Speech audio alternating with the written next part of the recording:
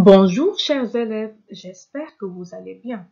Aujourd'hui, on va voir une nouvelle leçon des activités scientifiques. Concentrez-vous et suivez bien avec moi.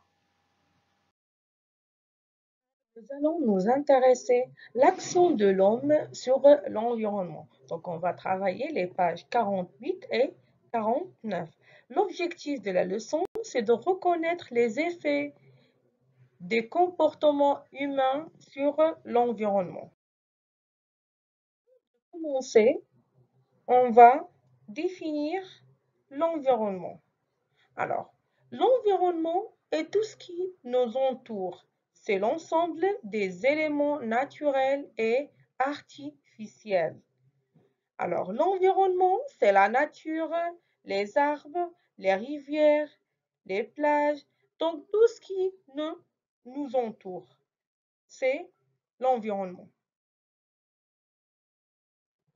Définition de la pollution. Alors, la pollution, c'est une dégradation de l'environnement.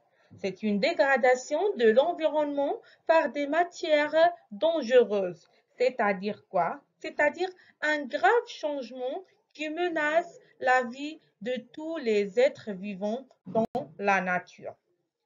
Il existe plusieurs types de pollution. Premièrement, la pollution de l'eau et de l'air. Donc, on a dit qu'il existe plusieurs types de pollution. Alors, on va commencer par la pollution de l'eau et de l'air. Alors, on prend notre livre, page 48, premièrement. Alors, les documents suivants représentent la pollution de l'eau et de l'air. Alors, on commence par document 1. Rejet d'eau usée dans un fleuve. Donc, c'est une pollution. Des déchets, document 2, des déchets ménagers au bord d'une rivière. Document 3, rejet de polluants dans l'eau. Document 4, rejet de gaz industriels sur l'air. Document 5, pollution par les différents moyens de transport routier.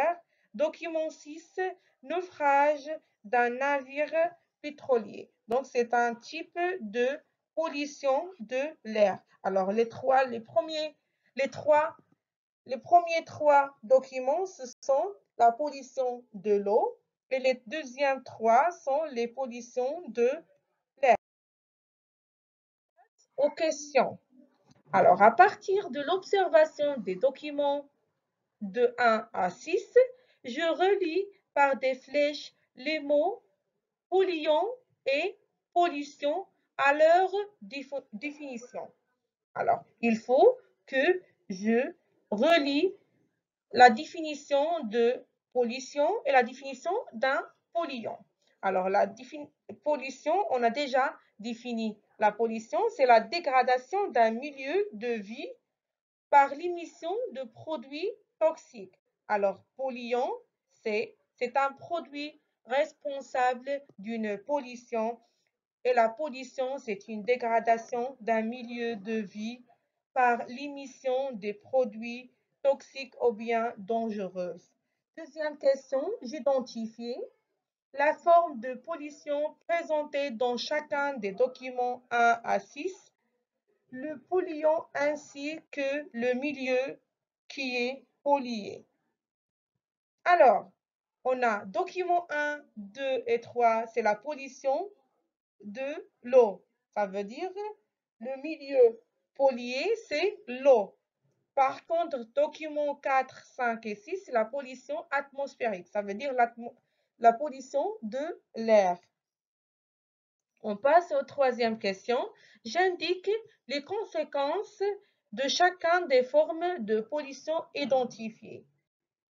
Alors, la pollution de l'eau a des conséquences sur la santé de l'homme, par exemple des maladies, cancers, etc. Et sur l'environnement, la disparition des espèces. Deuxièmement, les mesures de lutte contre la pollution de l'eau et de l'air.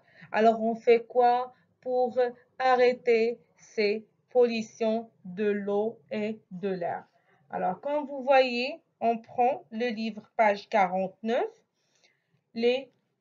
On commence par document 1, c'est la construction des stations de traitement des eaux usées. Alors, il faut qu'on installe des stations de traitement des eaux usées.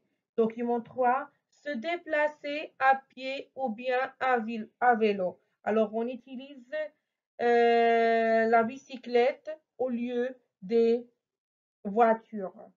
Document 2, prendre les transports en commun, le bus et le train. Alors, au lieu d'utiliser chacun une voiture individuelle, il faut qu'on utilise tous en même temps les moyens de transport communs comme le bus et le train. Document 4, solution plus durable de transport, c'est les trains, les TGV et les tramways. Alors, on passe.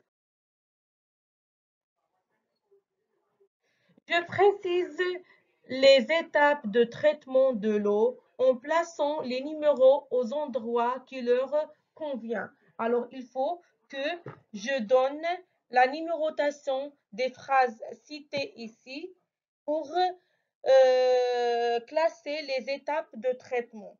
Alors, on va commencer par la première étape. La première étape, c'est les eaux usées passent ensuite sur un dégrayeur qui les débarrasse des grosses impuretés. Deuxième étape, c'est on sépare les boues et l'eau. Et la troisième étape, c'est les eaux s'écoulent dans un bassin où les matières lourdes se déposent au fond et les matières légères flottent en surface.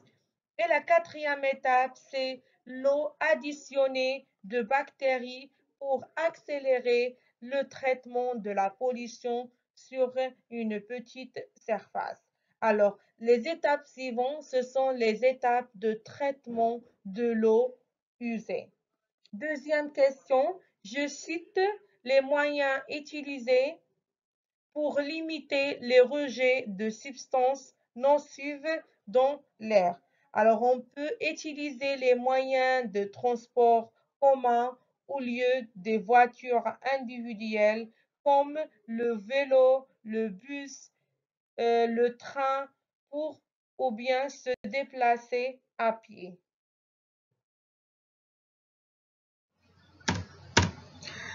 Après avoir bien écouté l'explication plusieurs fois, je vous demande de recopier les réponses des questions dans votre livre. Et merci.